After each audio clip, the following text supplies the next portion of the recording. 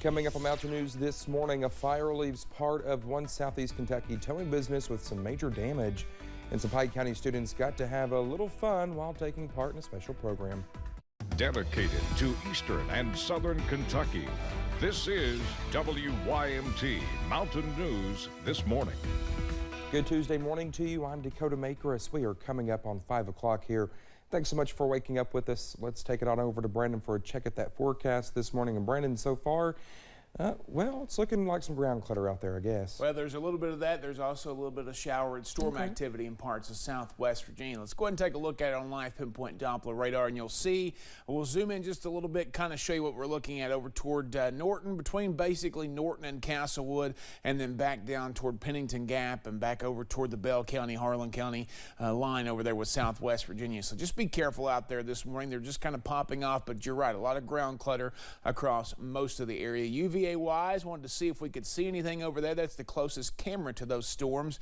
Don't see a whole lot of action right now, so we'll keep an eye on that for you. 63 with a lot of warm air out there this morning. 69 there in Monticello, 66 London and Williamsburg, Harlan 2, 60 in Jackson, Prestonsburg, 61 Pikeville and Clintwood. Looks like the coolest spot in the entire region, I'm double checking it, is 58 in Irvin this morning. So very, very mild out there. The out-the-door forecast, stay weather aware today. We've got a big update to tell you about when it comes to the SPC outlook here in just a little bit, and temperatures will top out in the mid to upper 70s. Dakota? All right, Brandon, appreciate it. A large fire left 30 cars and a semi-trailer scorched at a southeastern Kentucky towing business yesterday afternoon. It happened at Bolton's Towing and Repair just off of exit 29 on Interstate 75 in Corbin. Fire officials say the blaze took several hours to put out. They were told the fire was possibly caused by a third-party company cutting parts from some of the cars. So you could see this fire from miles away. It was huge. I don't know how to say how huge it was, but it was a huge fire. And we've probably been here for at least a couple hours before we actually got the fire under control. Firefighters say 9 fire crews from across Laurel, Whitley, and Knox counties assisted in putting the fire out. The fire investigation has since been taken over by insurance companies.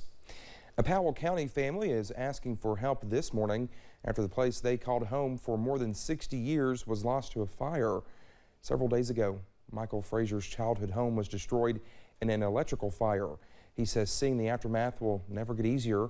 His father, David, was sound asleep when it started. If it was not for their dog, he may have never have woken up.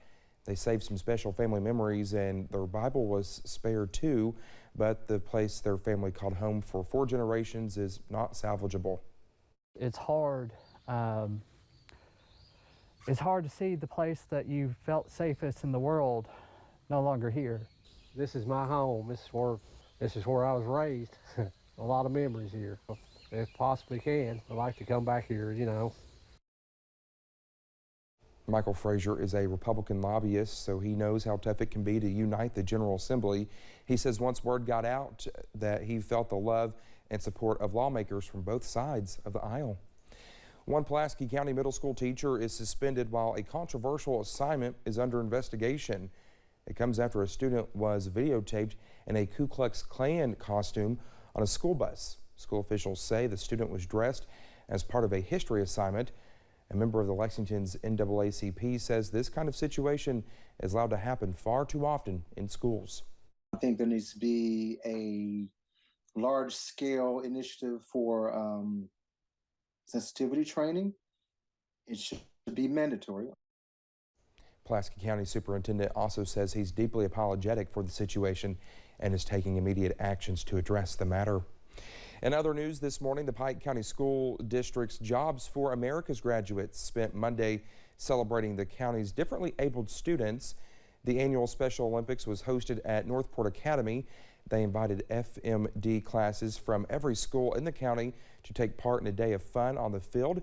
From relay races to cornhole, a variety of games filled the space, bringing the students a day of fun, surrounded by peers who can see things from their unique perspectives.